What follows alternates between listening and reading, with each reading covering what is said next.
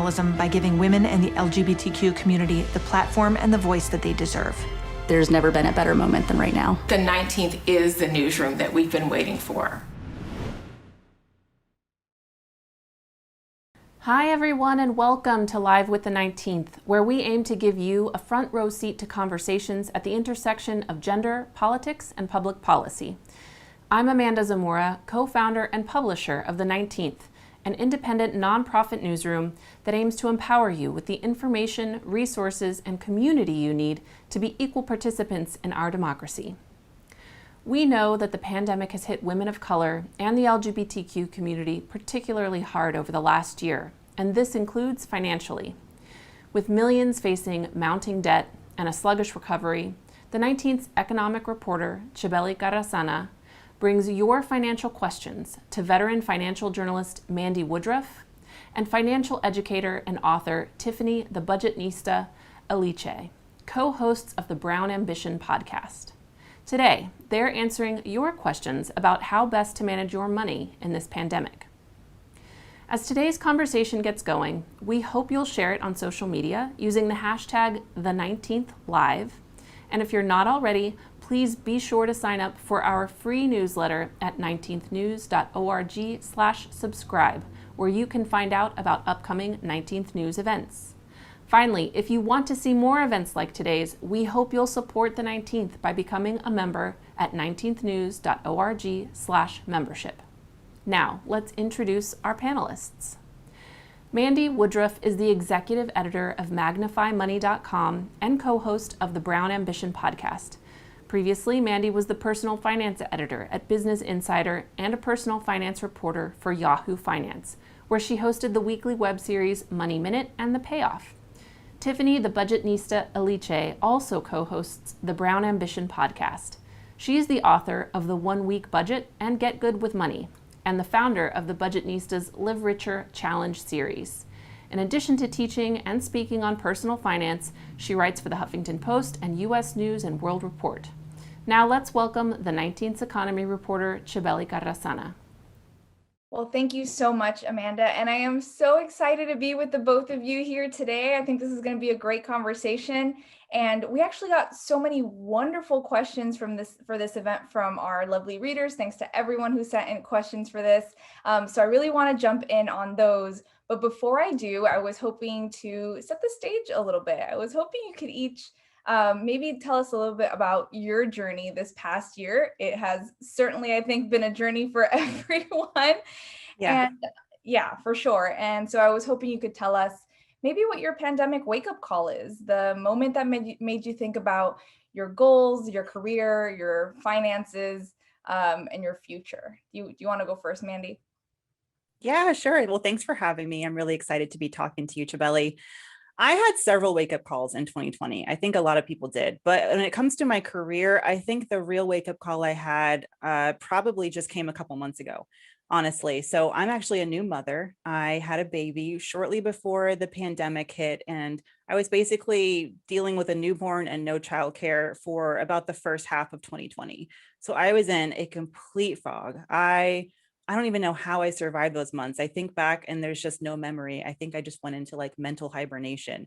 But for me, what happened that year was I was at a desk in my kitchen. I was at the kitchen table. I would work from the island. I would work from our bedroom, but I did not have a dedicated workspace. My husband, from the beginning of COVID, he set up his workspace and that's where he went to get away and close the door. And he just did it. I don't know. He just did it, but I never did. It wasn't until I started a new job in February that I realized there's no way I can continue doing this. I have got to carve out space for myself so that I can be my best self at work, so that the baby is not, knocking on the bedroom door or pulling on my pants leg.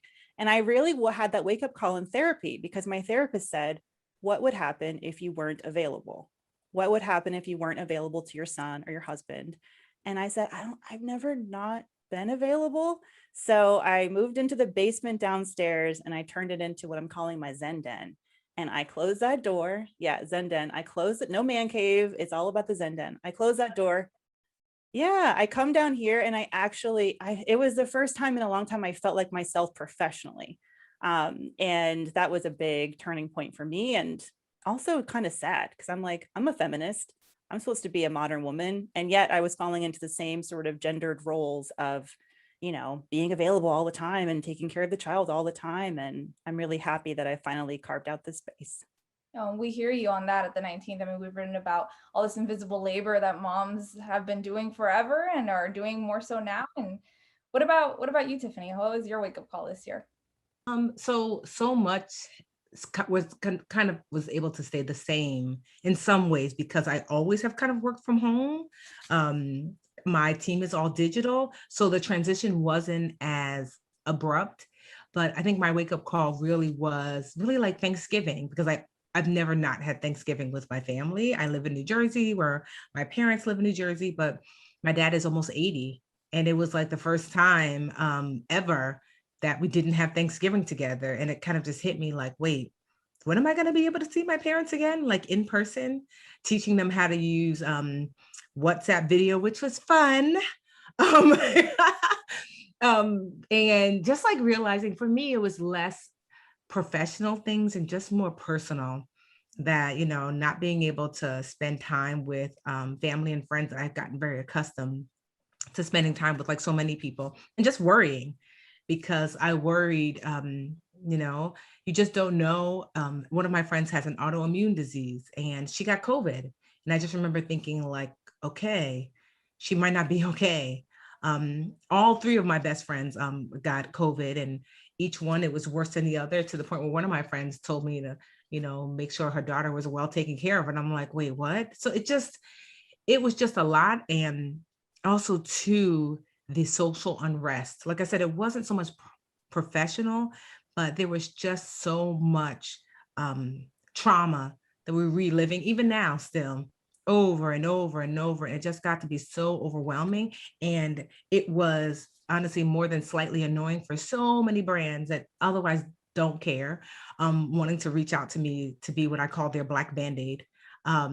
And just me being like, no, that's not happening. You don't care any other time. I'm not going to be the fake face that you care just because you want to look like you have some sort of like alliance with the right side of history. So that was also something that was like really overwhelming, of getting brands that I wanted to work with like for years and years and years who weren't interested, and now all of a sudden they were. So I think that was really my pandemic wake up call, then, to see really how so many corporate agencies navigate in a way that's not in alliance with how I want to navigate, but then also to the family, just missing out on family and friends and things that you would normally do. For some of our readers, some of what their year looked like was the year of disruption, really. Some people lost their jobs and had to navigate a really difficult time. Others left their jobs to care for family or for children. Others quit their jobs, and got a break for the first time in a really long time, or they quit their jobs in search of a new career. So I think it was a moment, and it's been a moment of a lot of disruption and change and sort of thinking about what's ahead. And so with that in mind, I really wanted to focus this conversation at sort of taking our readers and their questions, maybe in a little bit of a chronological order, in a sense, as to giving you an idea for how you build that financial resiliency over time, despite the barriers that we're still fighting right now, that will be there probably for a long time, and how we work through that. And so I want to take you all through some of the questions that we got, which I think were really insightful and really great, and are going to help a lot of folks listening in. So the first one is about student loan debt. That seems to be a place for a lot of folks that is a place that starts to set people back when you have this debt on top of you and sort of guiding you through your life. And we had a reader, Brianna, who said, she has 6-figure student loan debt, something that I don't think is super unusual in this country at this point for a lot of folks, particularly a lot of women of color who really struggle with student loan debt. So she's wondering, how does she overcome that? How does she start to chip away at such a large debt burden? Is that as her sort of starting place?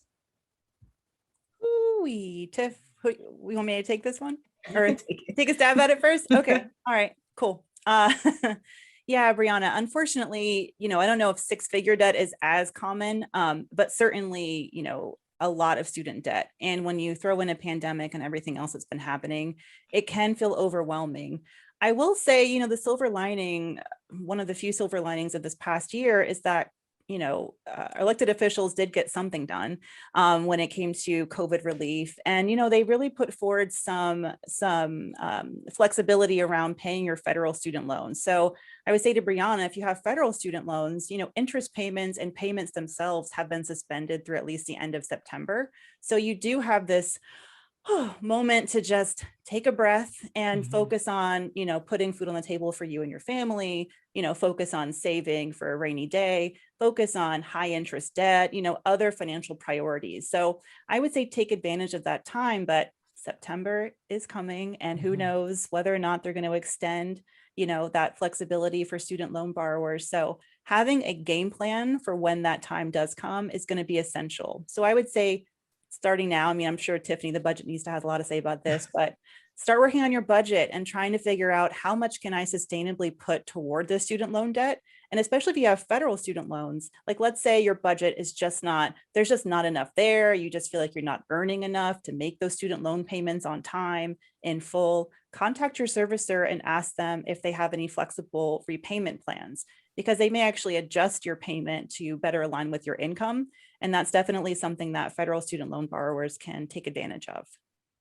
And I also want you to not just focus on getting debt free. I know that's been like the mantra for so many financial gurus, air quotes. But debt freedom doesn't equal wealth. Mandy and I say that all the time, although we are debt free, or we debt freedom is something, certainly a goal, but it's not the goal. I always tease that my nephew is debt free. He doesn't have a car note, a mortgage, student loans, but he's broke because he's 5. Right. So we're all walking around with these broke best friends, right? Mandy's son is also broke but he doesn't have debt, Can't tell him nothing though. Exactly. But if debt freedom equals wealth, then all these toddlers would be driving around in Bentleys. So I share that because I want you to remember that I want you to have a debt plan that you put in place so you can set it and semi-forget it and put your energy, your time, all of your intelligence into learning how to earn and grow wealth. Because in doing so, it will make it easier to get to debt freedom. So my dog is also broke. That makes me feel better. Broke, but has all the power. That is not wrong. Yeah. So on sort of that note about building wealth, right? The other big one that we got was homeownership. That's a big question for a lot of readers. It's a big question for me right now. I'm, looking to buy a home. And so we got that one in sort of 2 ways that I wanted to ask both of you about. The first is a question we got from Paige in Nashville. Thanks, Paige. And I think it's sort of an existential question. And what Paige's question is it a good time right now to buy a home, or is it a really bad time? So that's one.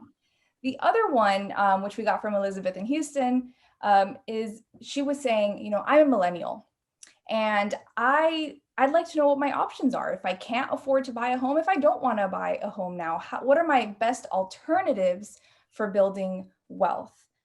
So I'll have Mandi, maybe you can take the first one about, is it a good time or not? Oh, great. That's a hard one. Yeah, they're both. Honestly, though, here's the thing. We talk about financial double dutch on Brown Ambition a lot because it does constantly feel like every financial decision is where's the right opening? You don't want to trip up on the ropes, but you want to get in there, especially when you hear, the news this year. And a lot of people, they're fleeing the cities or going to the suburbs, looking for more space. And it has been a really good market if you're trying to sell a home.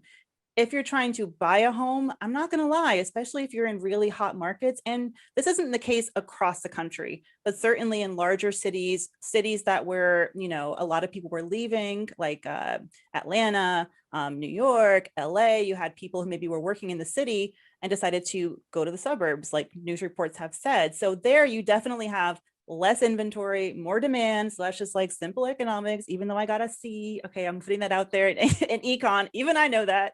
That means that it's really hard to find something in a lot of people's price range. And there's bidding wars that are getting really nasty. Even in cities like Charlotte, I have a lot of friends who are trying to buy homes there, and they're seeing dozens of offers on the same home. So even if you want to buy a home, it may not be a convenient time to start looking, depending on where, you're shopping for a home.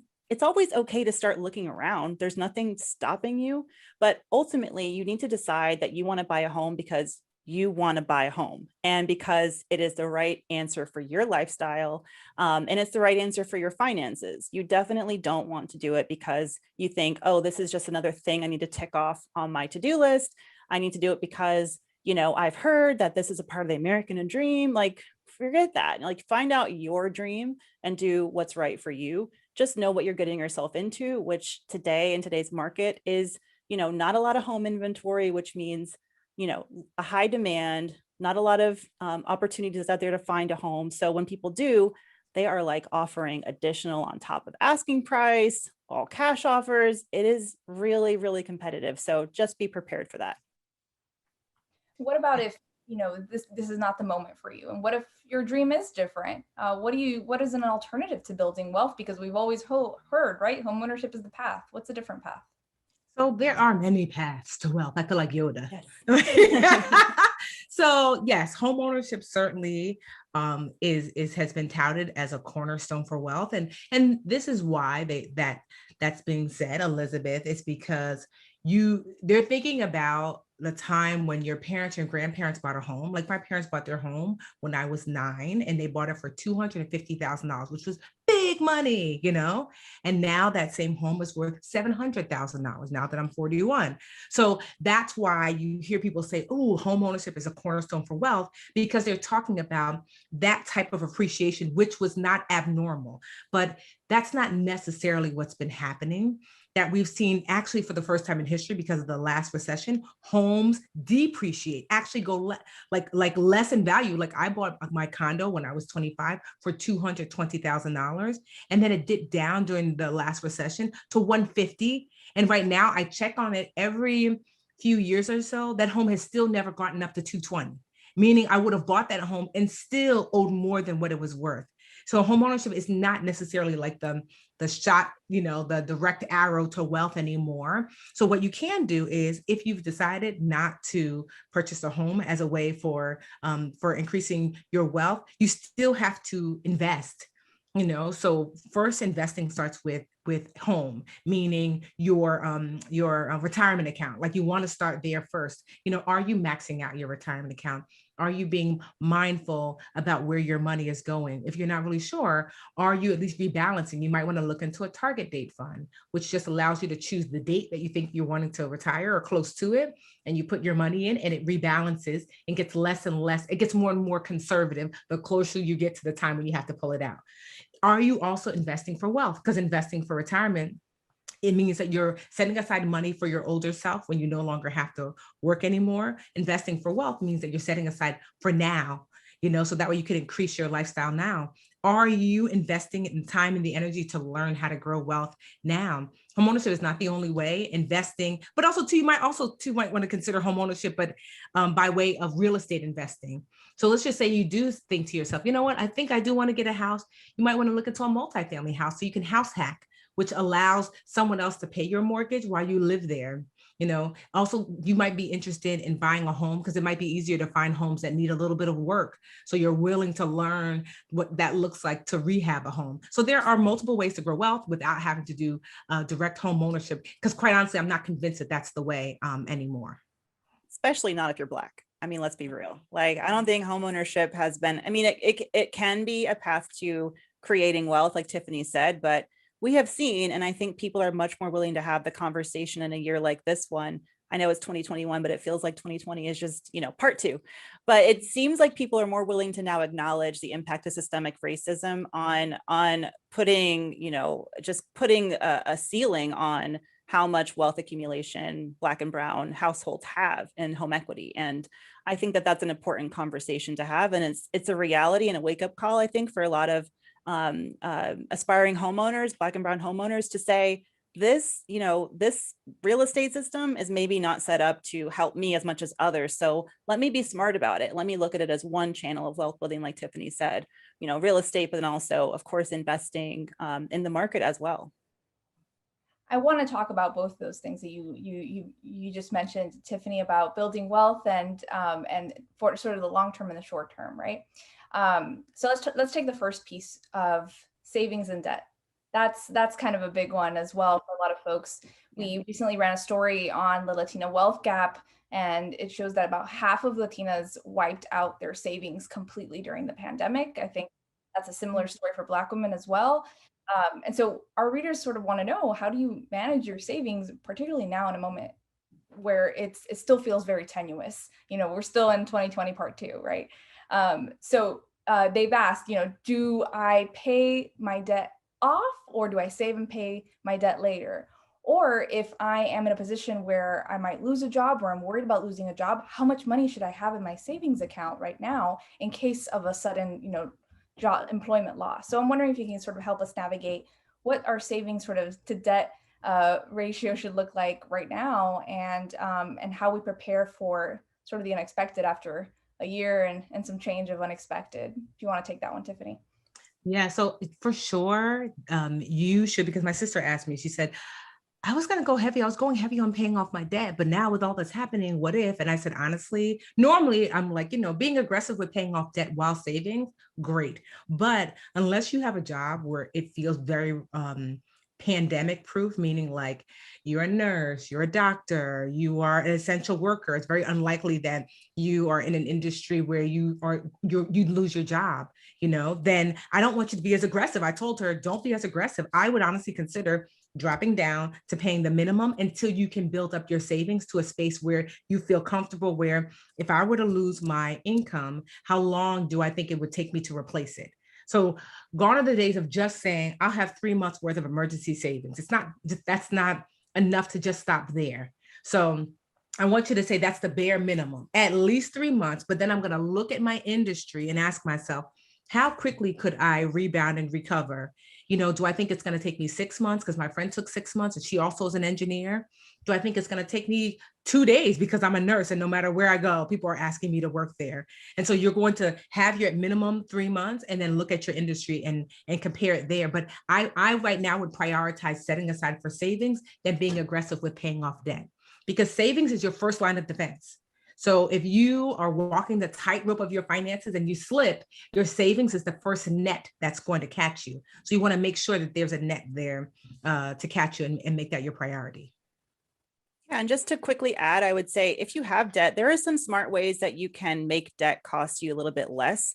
So you could, for example, if you have credit card debt and you have a reasonably high credit score, like I'm talking 680 or higher, you might be able to qualify for something called a balance transfer offer, which is when a new credit card will basically give you 0% interest for a limited time to transfer your debt from one card to another. You have to, of course, there's things to watch out for with that. For example, some of them may have little clauses like deferred interest. I mean, that's kind of getting in the weeds. So, but you definitely want to read the fine print. Another option, if you're struggling with debt and you want to sort of give yourself some room to breathe, is to look at potentially consolidating with a personal loan. That's when you borrow a personal loan from a credit union or an online lender or a bank, and you're able to consolidate debt. So take, some credit card debt or consumer debt that you may have, pay it off with a new loan, and then you're left with one loan at a fixed rate, and you know exactly what to expect and when you can pay it off. So even if you have to, put your own oxygen mask on first and save and not focus on throwing everything you have at your debt, there may be some strategies you can take advantage of to make that debt less expensive. That's great. Those are great tips. Let's talk about folks who maybe are feeling a little bit less of that pressure on their savings and their debt and are actually looking at, well, what other kind of investments can I be making right now? We were talking about this a little bit earlier, but we had a few questions from some folks who, were wondering about that. And I was hoping you all could set the stage for us on this topic a little bit. We got Kayla from New Orleans was asking, she wanted to know, what are the benefits of a Roth IRA for retirement? What are the benefits of investing in stocks?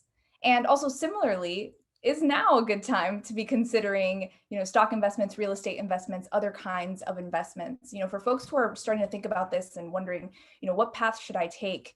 Can you give us a little bit of a sense of, what are the benefits are of these different avenues? So it's always a good time for investment. Investments are it's like pizza. It's always a good time for pizza. It's never not a good time. All right, I'm lactose intolerant, so that's rude. I am too, and yet it's still always a good time for pizza. Okay. So no, sincerely that, the sooner the better when it comes to investing. But I will say that you have to be willing to do your due diligence with the work, because you don't want to invest in GameStop when it's reached its peak and everyone else is jumping out, So you don't want to invest in a vehicle that you're like, you just don't understand at all, because you're guaranteed to lose money, because you might get lucky the first time and maybe even the second, but the fifth or sixth might really wipe you out. So I'll just say that first. If you're going to start investing, invest in the place that you're willing to also invest the time and the energy to learn more about it. Now, a Roth IRA is different than the financial benefits, or really the tax benefits are different than, say, like a traditional IRA, which is similar to like a 401k. So if you think of a 401k and a traditional IRA, the tax benefits are now.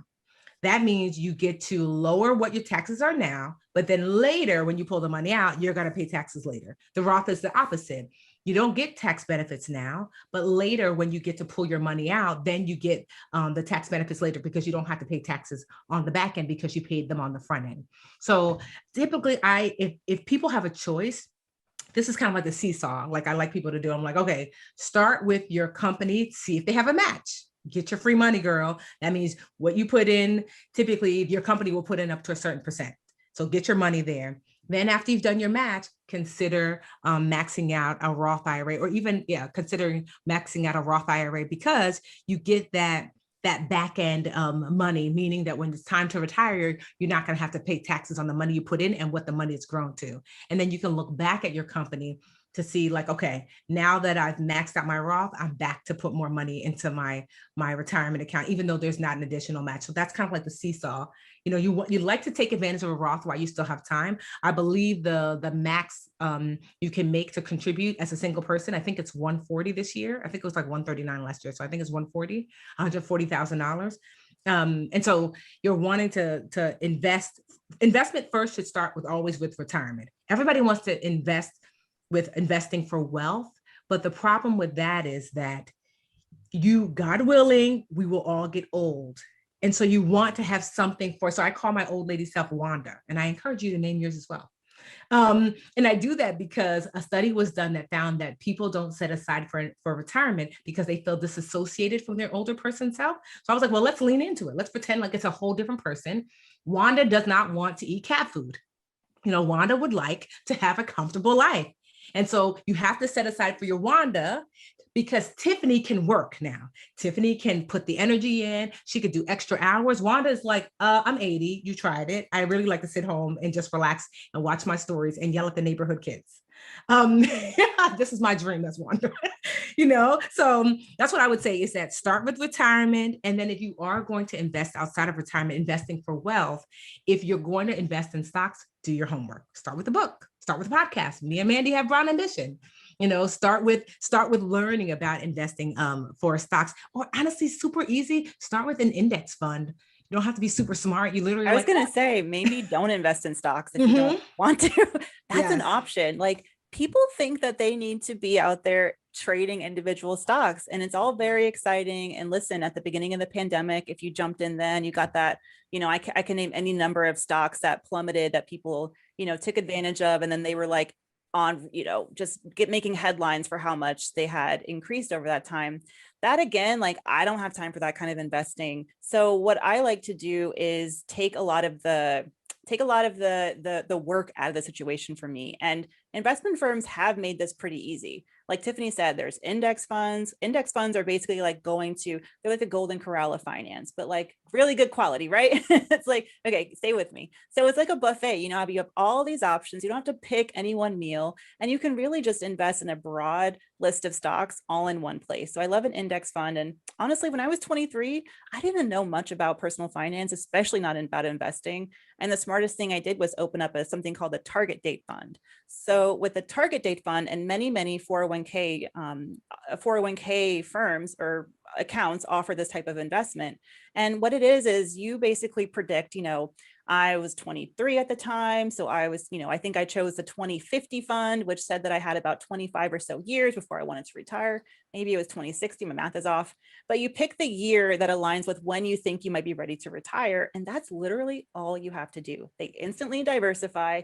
Not only that, they also change your investments and you get more conservative as you age. And for a lot of people, that's going to be the way to go. And for me, I don't think I felt confident enough as an investor until about 5 to 10 years after I opened that target date fund. But had I not opened it then, I would have lost out on thousands and thousands of dollars that I earned because I just invested something when I had a little bit of time. And so my message is really, the only bad time to start investing is never. Just start investing now, and try to do it in a way that gives you broad exposure, that helps you stay diversified, and you can learn the stuff after. You can learn, more techniques and strategies after, but just get in easy with with something like an index fund or a target date fund now.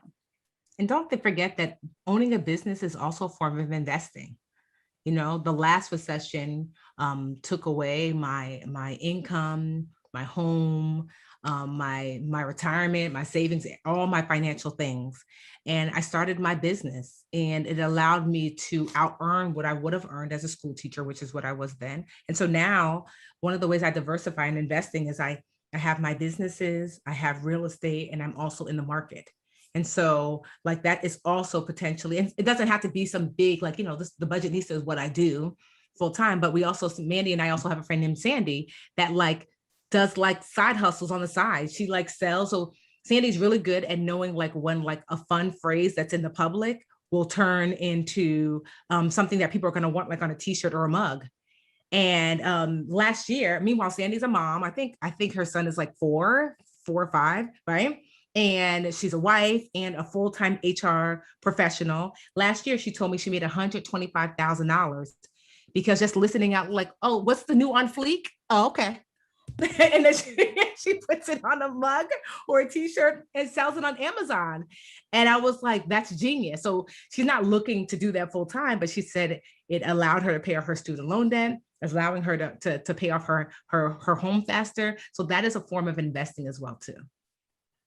Someone should call Sandy and ask her when they're going to start making the different shirts, the different vaccine that you got, because my brother is 21 and that is all they talk about. What'd you get? Did you get Pfizer? You get So it's that might be her next thing. So I wanted to ask you all a career question because, this is a year that has really rocked careers. It's rocked the way people have thought about them, what they wanted to do. And, this is one that I think is going to resonate a lot with a lot of moms who might be listening. It's one that's resonated with a lot of folks who we've covered throughout this year. And it's from Amy in DC. Thanks, Amy. She was asking, I am over 50 years old. I'm a woman. I'm returning to the workforce after raising a family, after caring for parents. We know a lot of people who left the workforce this year. Hundreds of thousands of women left the workforce this year, especially to do exactly that. She's returning. And so she says, despite loads of continued education, I can't even get a call back or an interview. What do I do? And so I'm wondering what you all think about, advice for folks who maybe have been out of the workforce, maybe for a short period, at the start of this recession, maybe for a long period, and are wanting to come back in, but are having a really hard time in this moment. Do you want to take it, Mandi? Yeah, I'd love to. Hi, Amy. So I think the challenge here is it's not you, it's probably them. Okay. So give yourself a break. Don't beat yourself up, because honestly, some companies have had to press pause or did have to press pause, especially last year, because there's so much uncertainty and they weren't wanting to invest a lot in new employees or, hiring new roles just because they just didn't know what was going to happen and they have shareholders to answer to or whoever. So in a lot of times, when the economy is doing poorly, that's what companies will do. They will not hire as often, or if they are hiring and it's a time of economic, upheaval like it's been, more people are unemployed. That's more competition. So it may just be that the market is just tricky for you to get into right now. What I would say is, start looking at what you can do to give yourself a little bit of something extra. So honestly, go to your LinkedIn page. And I think they actually added a new field on LinkedIn, right? For working moms or not working moms, but stay-at-home mothers. And I love that because it means that it's acknowledging that as work. And it's also destigmatizing it. And I hope that, women are able to put that on their LinkedIn profiles and people will see, oh, this person has been working. They have been the CEO of their household. And that is real work. And while you're on LinkedIn, LinkedIn's the gateway to, I feel like, every job these days. while you're there, start seeing who you have in your connections or start adding connections to see who you may know and start trying to network virtually. Now, I don't think that you need to worry so much about, sending a cold message to someone you haven't talked to in years. Like, everyone gets it. It's a difficult time, and tell them your story. Be upfront. I've been out of the workforce for a while. I know we haven't spoken in a while, but I'm looking to see if you might know, is anyone hiring, or do you know what people are looking for these particular roles these days? Or, can we just chat on Zoom for 10 minutes and tell me, how things have changed in our industry since you and I worked together back in the day. And I think you're really going to have to, start working friends and contacts you have in the industry to try and find those opportunities, because I think referrals from people are still a really powerful way to get noticed, rather than just being one of many. Like, we know there are like lots of people applying for jobs right now, just a stack of resumes. It's difficult to break in without having that, referral. So I would say start juicing that network, and just acknowledge it may take a while, because it is still a pretty uncertain time. I don't think she mentioned what her industry is, but for a lot of industries, it is very uncertain right now. And I'll just say this as somebody who employs, right, people, that I think people underutilize the fact that there is a huge surge of new entrepreneurs.